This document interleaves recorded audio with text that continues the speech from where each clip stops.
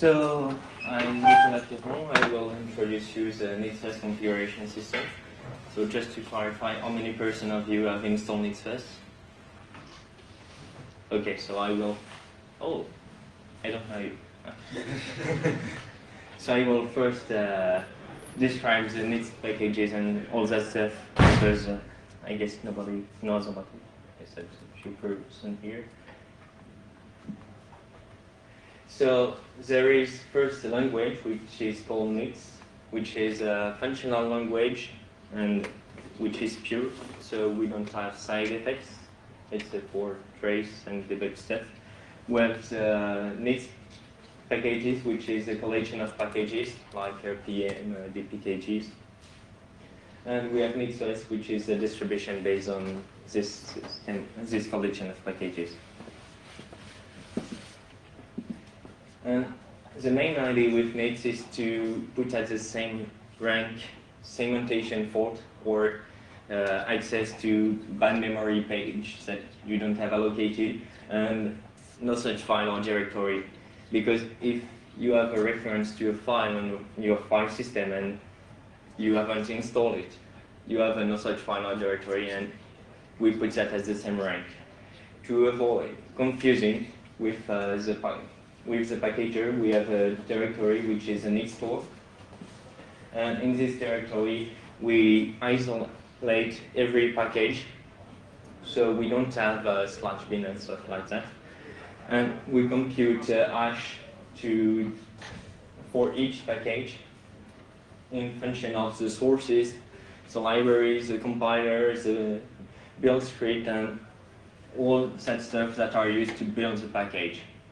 So if you change one of these, you should get a different hash.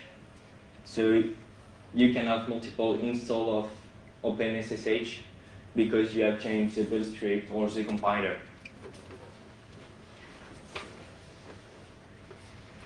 Now, with OpenSSH, we have a Nix5, which is almost this one, where we have a function in Nix. We have a standard environment and a function which is called make derivation to create the package in the Nix store. We have the name of the package. We have the sources and another function to fetch the sources from your URL. And we have the command to build it. The standard environment and the function is used to include the default compiler, the enterprise command tools, and new make. So this is the expression used to build OpenSSH, almost. To use this expression, we have an index file, which is all packages, and we have other index for special per packages, for example. And in this index file, we say that OpenSSL is this one, and the lib is this one, and we use the Nix language to create this derivation. And when we evaluate OpenSSH, we evaluate the derivation, and we can instantiate it by creating a path in the Nix store.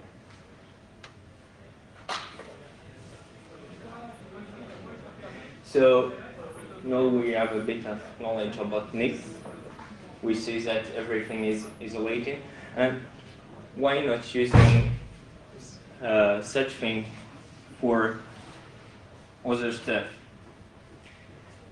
We could use this for generating configuration files. If we suppose that a configuration file we can give all its inputs, we can generate a configuration file for all packages. So we have done that. And we have for the system starter, the initRD, we have for the init script, and all the stuff which come with your distribution. And as long as you can express it in Nix, there is no problem. So we've made a distribution which is called NixOS, and this distribution, you can build all static parts. Static means that we don't support databases, and every file which is mutable in such sense that we cannot produce it when we build the system. So as every package or every configuration file is isolated in the NixOS, we don't have /lib or /usr. Upgrades are non-destructive because when you install something, you install it in the store. And in the store, you have different set of packages. You can have multiple OpenSSH versions in parallel. So if you change a configuration, you can install a new version. And when you install a version, you just change a link to the versions that you want to use. So we can roll back by just using the previous version. And as we just have to change a link, upgrades are atomic. The fact that NixOS is stateless help us to reproduce it because we have all inputs that we saw before, and we have a specific age which is determined by the inputs. So we can reproduce the same configuration. And we just have to copy the configuration to reproduce something. So here is a small example with two terms and Emacs. And you see that in /bin we only have sh because this Linux kernel requires it. But /usr is empty and /lib is empty. No, it's not empty. It does not exist. And /lib doesn't. /lib does not exist too. But we have more funny stuff. So not on my computer because my computer is too old. But you have compis, KDE stuff, players. So just usable as a desktop. You have its size. Oh. So to show how configuration file are generated, we have SSH config, which is just a file which is stored in the NixOS. So we have a function which creates a derivation. We give the name of the configuration file, and we have statement which decide that in function of the user configuration where we choose to enable X11 forward or not.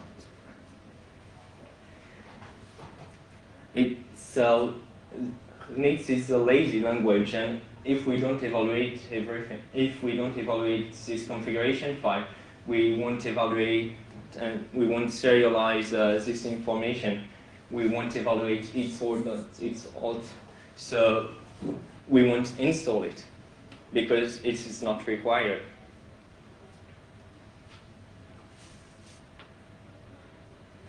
And there is one special thing is that when you enable instance forwards, then your SSH config will depend on this program. So it depends on this hash with this package. It depends on this package. So by installing the configuration, you implicitly install its dependencies. So when you install the configuration, you install all programs that are required to run your configuration. So you don't have to first install the program and then find out how to configure it. And the generated file is what we see at this HTOP, and we have all forward its and ends, forward its 11 and the path to the program.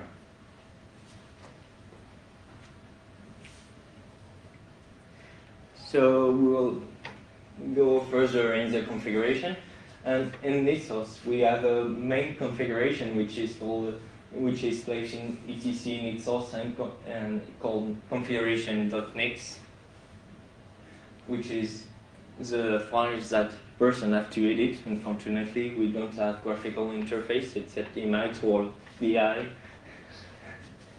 And you put all the configurations that you need for your system, like where the bootloader should be installed, and what's the file system you have to mount, the swap device that you want to use, devices. And in this case, we set the SSHD configuration. So here we have an attribute set with options that are defined.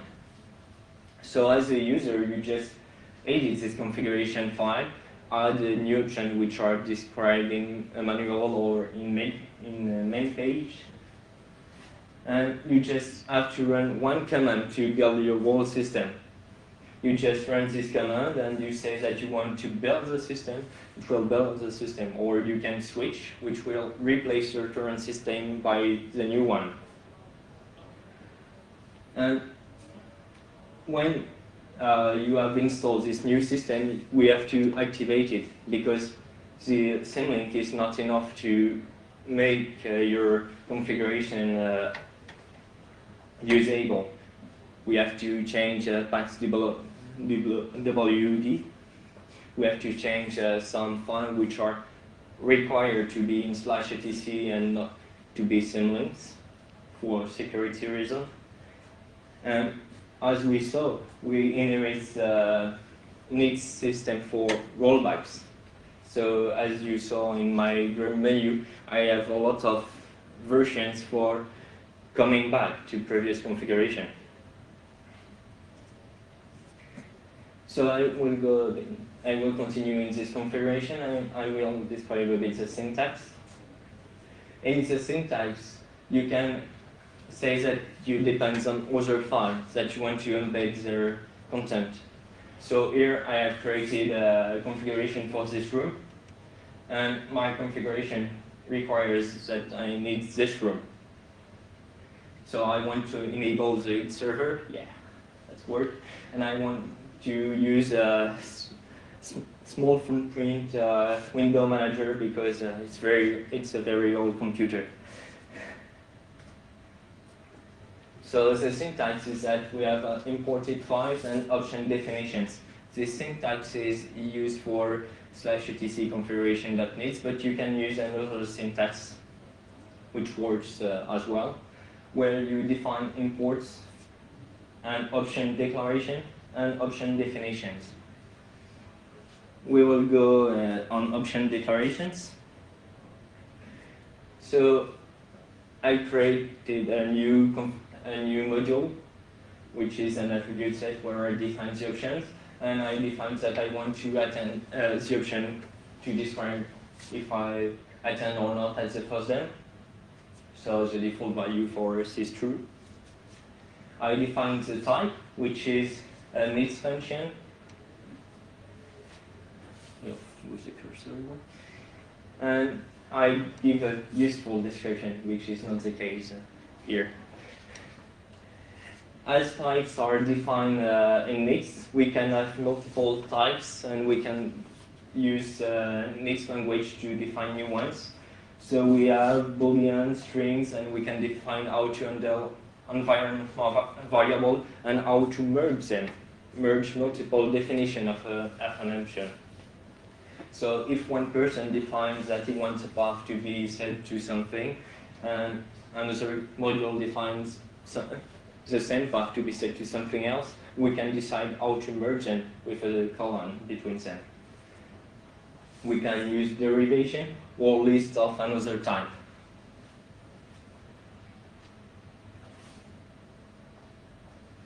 Now we will see how to use these options. So here we are in the section for option definitions, and we define the SSHD enable in function of the configuration. So this argument represents the whole computer configuration. In this argument, you have everything about your computer. See, we have this feature from the laziness of the language. This argument is a merge of all modules, and which reproduce the syntax of modules. So this is the options that we have defined in another module, and we use its value from the whole computer configuration. In this case, we want to say that we want to disable SSAG if we attend the FOSDEM. And when I say these arguments merge all modules, this merges also this one. So this module is included in the whole configuration. So this introduces three key things which cause needs control flow to break. So if we want to check the value of this option, if we attend them, then we want to disable SSAG. Otherwise, we take other values. The problem here is that when you want to evaluate that you attend at the FOSDEM, you have to evaluate this, the argument. And when you evaluate the argument, you merge all modules. So you have to know what are the options defined in all modules. And then you can find the access to it. So to know all options defined, you have to evaluate all config in each module. So if we want to evaluate this one, we have to evaluate this if statement, and we have an infinite loop. And there is another problem, which is that enabled as a merge function, which take by default the true value we fold with a OR. So if someone else has, if another module defines that you want to enable SSAG, we can force it with only defining false. So we need to introduce control flows for modules. And to do that, I've introduced properties. Properties annotate definitions.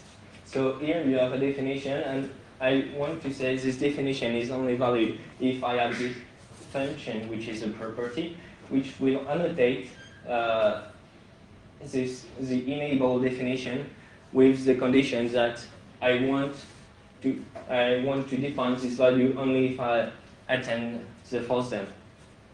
And I want to override other value with the 10 priority. So we annotate each definition, and when we evaluate configuration, we just take properties and we move them, we delay them until we can really execute them. So we can really execute them when we are at the equal here. When we're sure that there is no recursion unless the user made it. So we delay the if statement on the service, and when we go further on SSAG, and when we go again further on the enable definition.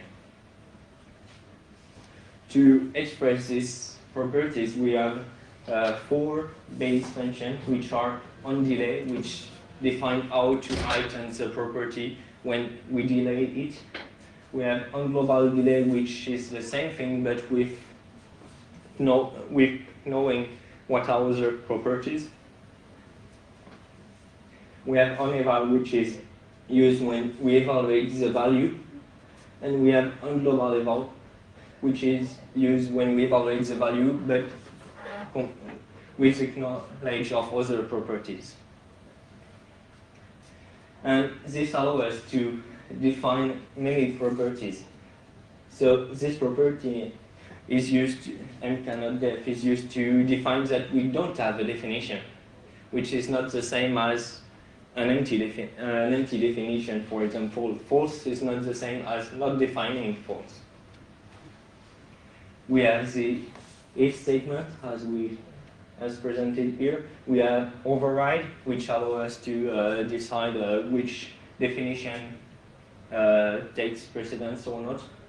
And we have ordering to order the multiple definitions, as definition can be spread around multiple modules. Now I will show you some real examples. So here is a simple example where we handle time zone. That's only this module. We define an option with a default value. And as far as I know, there are not much users in America, so maybe we should change the default value. And we define the configuration and what we should add to the initial to the shell script initializer. So we want to add that we export the time zone, which is defined here, this option, and we want to say where to find the time zone information. So only by adding this module, your shell initialization will depend on the glibc. So when you use this module, this will install the glibc on your computer.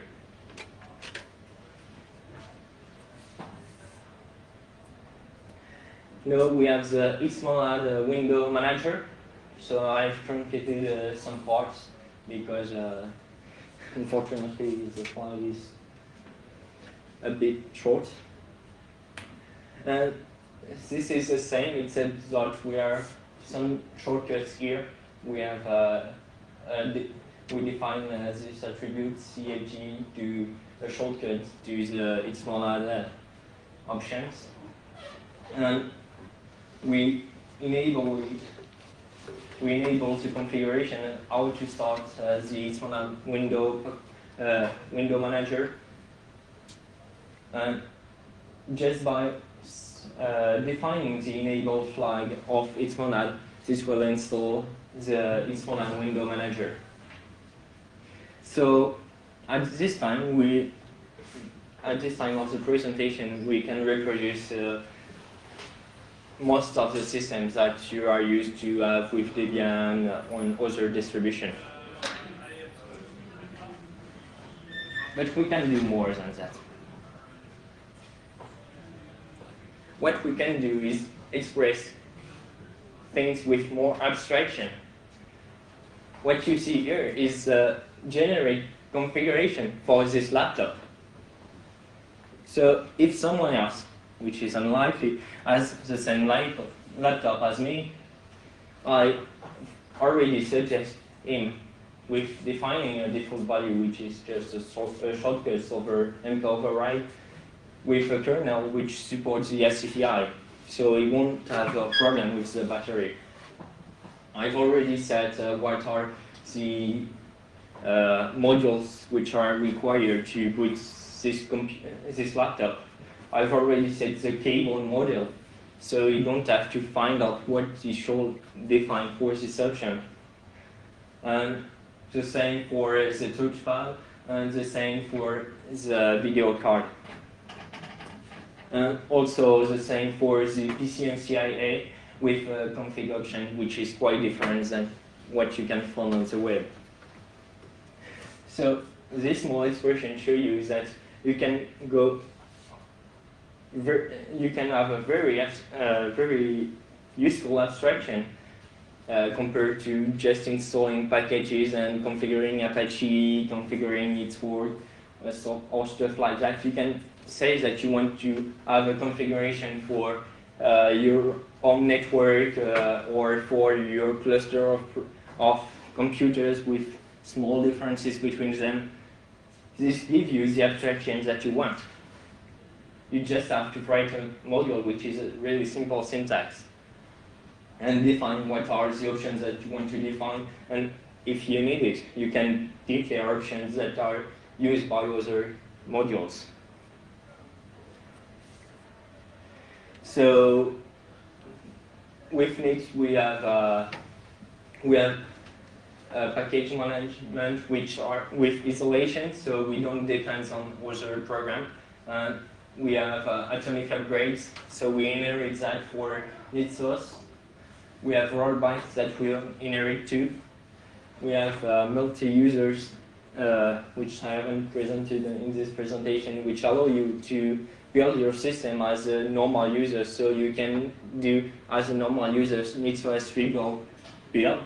You can also build in a VM to test your configuration in a VM. And as a super user, you can just set it to boot or to switch it.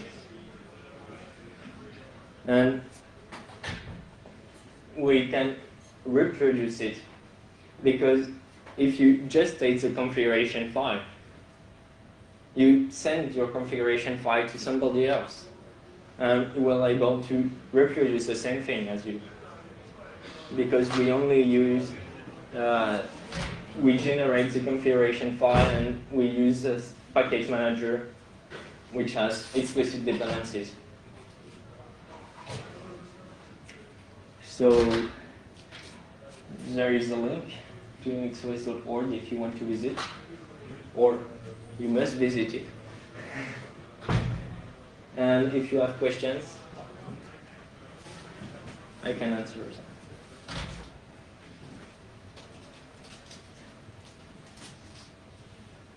Yeah. I have a question. You said that the hash is computed from the files, from the scripts that build them, and so on. Wouldn't it be enough to compute just the hash from the resulting binary file? The idea is that you know from the sources, from the build script, and from other stuff, is that you can predict what hash you could have. So the hash is computed from the sources, and you don't have to build it to determine the hash that you should have. Oh, so you know the hash before the build? Exactly. Okay.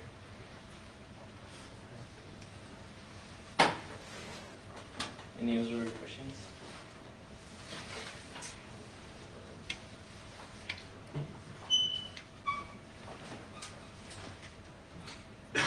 I've found so much people in one presentation.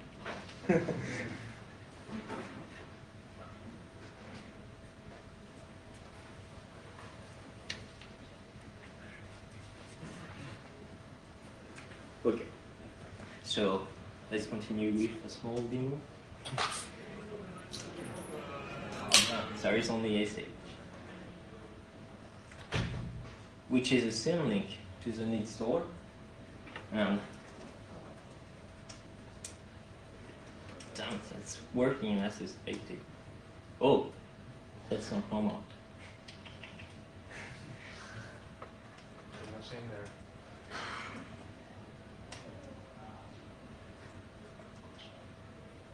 User.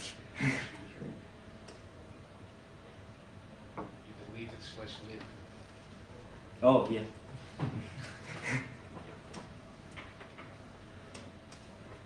Ta-da!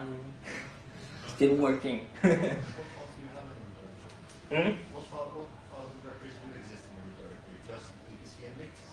Yes, we have /etc and /links, which are the bases, and /bin for sh. And in /etc we have a lot of symlinks. Could you show us the contents of the root directory? The contents of the root directory should contain my own configuration of Gen2. Yes, root directory. Yes, you have procs, you have root, MNT, drive crash, and other stuff which comes from my previous systems.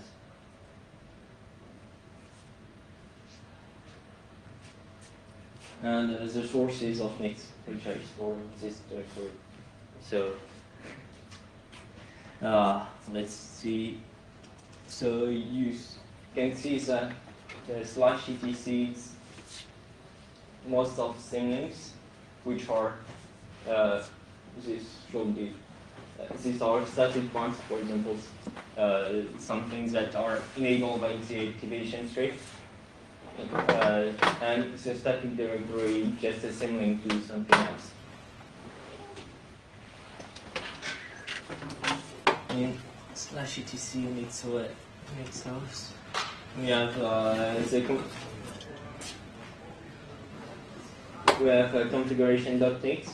We have an old version to Emacs, and we have some sources where I saw on my computer configuration, NixOS sources, and the list of packages.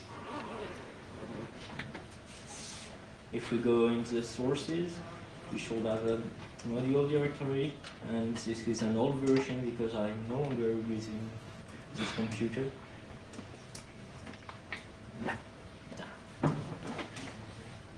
So we separate all modules inside a list of directories.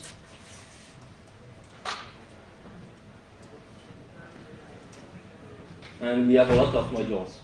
So we have modules for kernel, stage 1, for the H server, for Xmalan, for for the window managers that I'm using, and not for this video projector.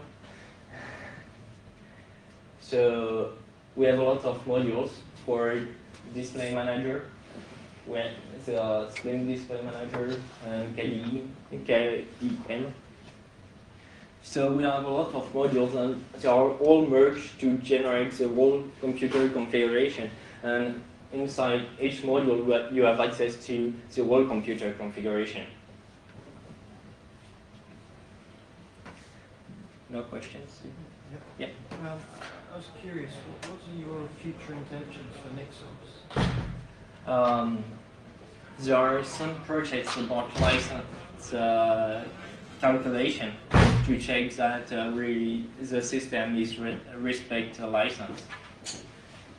Currently, that's only a project, an IDE and thoughts and some tools to manually check that you have the right license in your derivation by checking all packages from which it depends.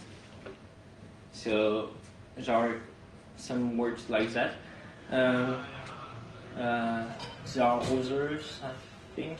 I'd say that the main research direction is going distributed deployment, so you can have specifications of networks of machines, and you can automatically deploy them to real machines or build virtual machines from them, or deploy them to the cloud, and it all happens magically from a very short specification of what all those machines are supposed to do. So let me introduce Elpidor's.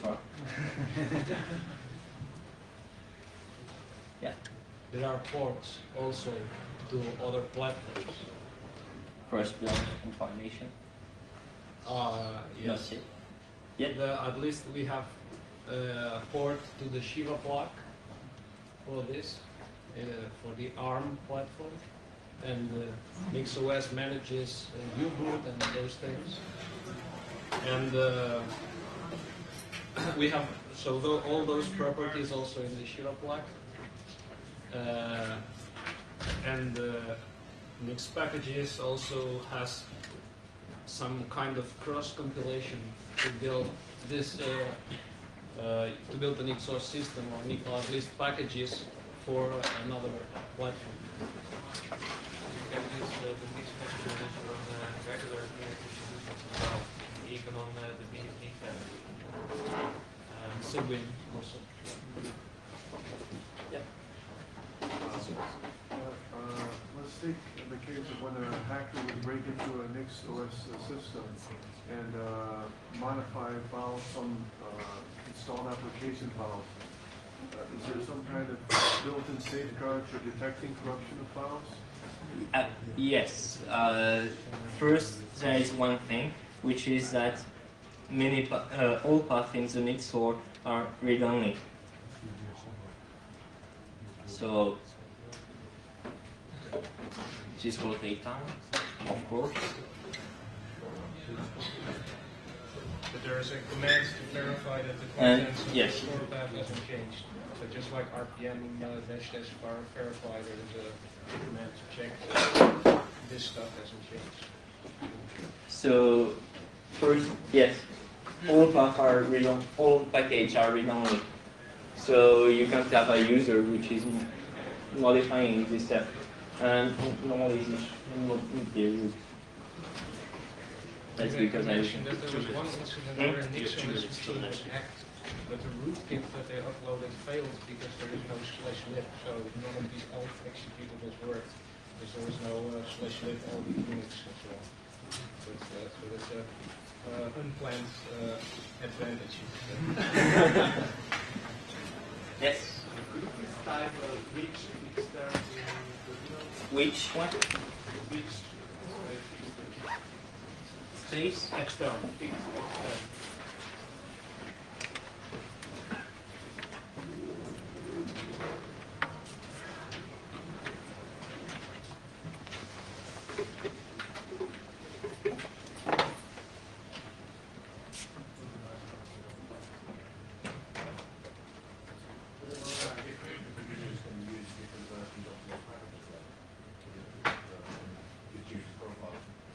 Yes.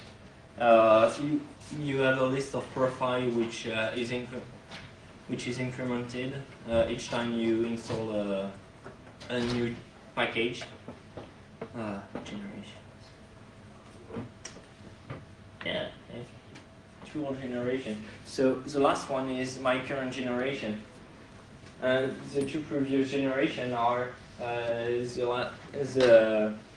are coming from modification. For example, I either install or uninstall something. So you have generation. I don't have much to yeah, it's gonna be collected. You can roll back to previous profile. Yes. How would I copy of the trade for your computer? Will you? If I have a compressor audio, IRC, Oh. and I know the computer works. Yes, you can check out the repository.